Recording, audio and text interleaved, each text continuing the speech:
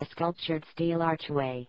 The sculptured steel archway was twisted neatly into the words, "Welcome to safety." As we passed the gate, the commander who had succeeded at dissolving my American upbringing, in regard to my mythological America, he sat in the stairwell of the bus and said, "Drive 5 miles per hour." I did, and as I did so, he told me quietly, "You get what this place is, right? The family of the next president, not the current president, Clinton, so the next would be Bush Jr., has built these places before in Europe. Please be careful and don't forget this. Promise me, no matter how bad it gets out there, survive out there. Never come to one of these places. Many will come for help, but there won't be any. These are giant mortuaries. Okay?" I promised. About an hour later, the lead driver got a call to send me and one other driver home. A reservist I had never seen came and gave me a note. "We are shipping out from here.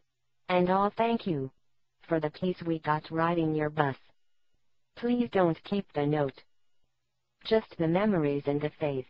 I threw the note away and proceeded to drive home. In late July of 1998, I was assigned to pick up 2 medic units, while another driver was assigned to pick up a demolitions group.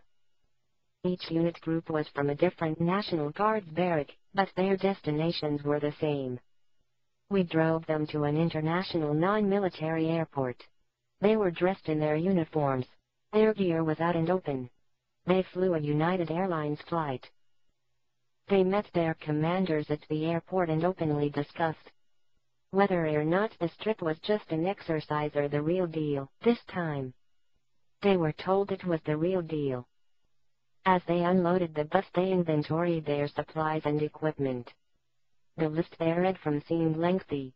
They had a lot of medical equipment. The inventory seemed to indicate that somebody, someplace, actually a lot of bodies were going to be needing intense medical care.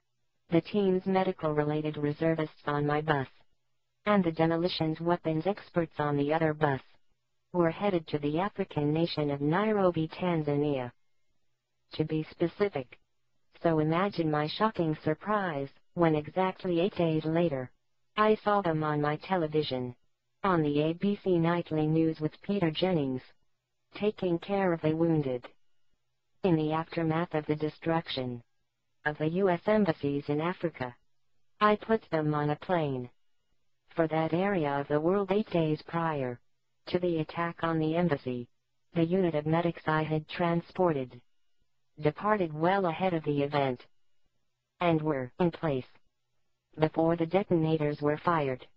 In fact, the group of reservists my colleague had transported had the detonators in a large brief-like case that was well marked on the outside. As I watched the news and read of the blast, I saw the members of both groups on the news. The other driver told me to shut up and never tell anybody. I had remained silent too long. When I was sent to pick them up, they came back with small knapsacks just like kids use for school. They were all dressed in clean street clothes like anybody traveling. I was told that there will be no return equipment, so only one bus, mine, went to transport them home. I had seen them use their equipment on television. Each one got picked up by a family member, so I was not needed after all. Here is an interesting thing. Visit Wikipedia and look for U.S. Embassy, Africa. There is a page about the attacks on that embassy.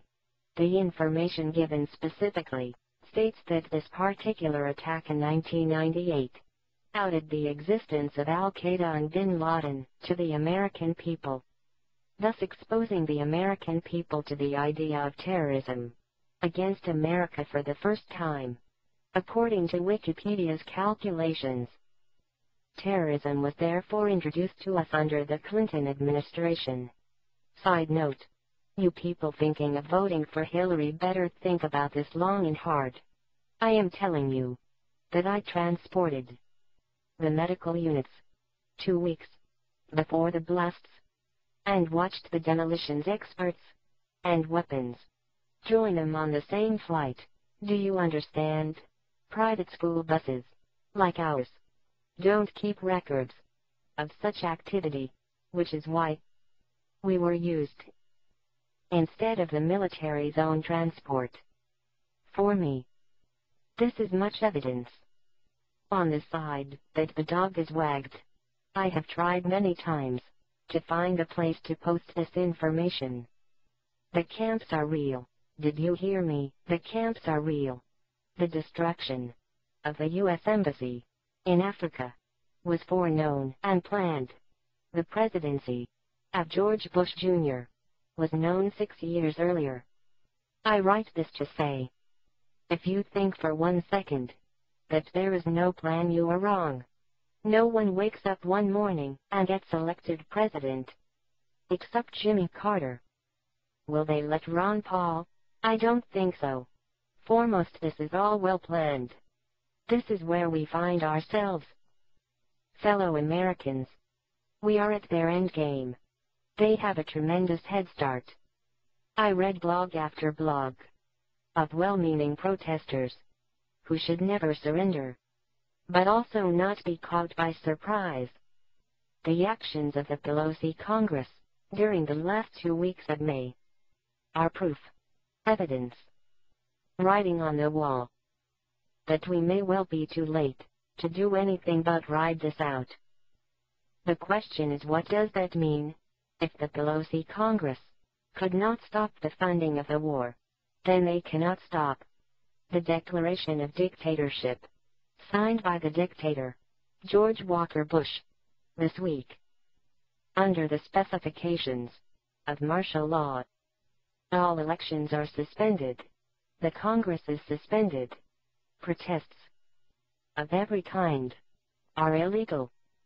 Martial law is suspended only upon a direct order of the Commander-in-Chief, and the suspended Congress is not restored to power until the calendar date of the next election. Maybe that is why the Pelosi Congress is not really worried, because they get an extended vacation and still get their jobs back later. For a while at least. You can't change their plans. It has been planned and is being done. The only recourse of the law left to us is for our militia, National Guard, to be invoked by each state's governor to arrest the Constitution's violators and call for special elections to restore power.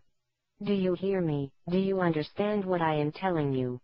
So that is why our National Guard has been decimated at this time. It leaves Americans stripped of any chance of refusing to become a dictatorship. How can anybody think there is no plan?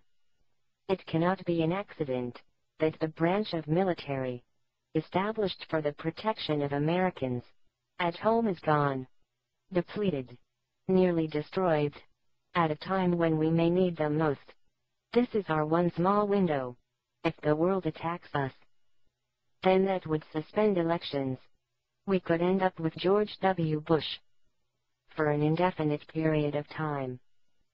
The terrified followers of George W. Bush will run to these places of safety. Either they will die there, or those who don't will be branded as uncompliant and un-American. It is so real and so close. We the people must arise now and invoke the power of our Constitution and Bill of Rights.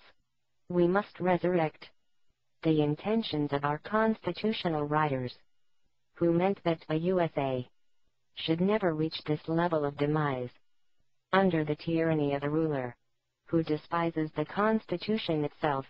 If you are not awake, wake up now. Now may be our last chance to save our country from a dictatorship. Pass this on to everyone you know. You have been warned. It is now up to we the people to take back our nation. Washington, D.C., July 4, 2007. Be there.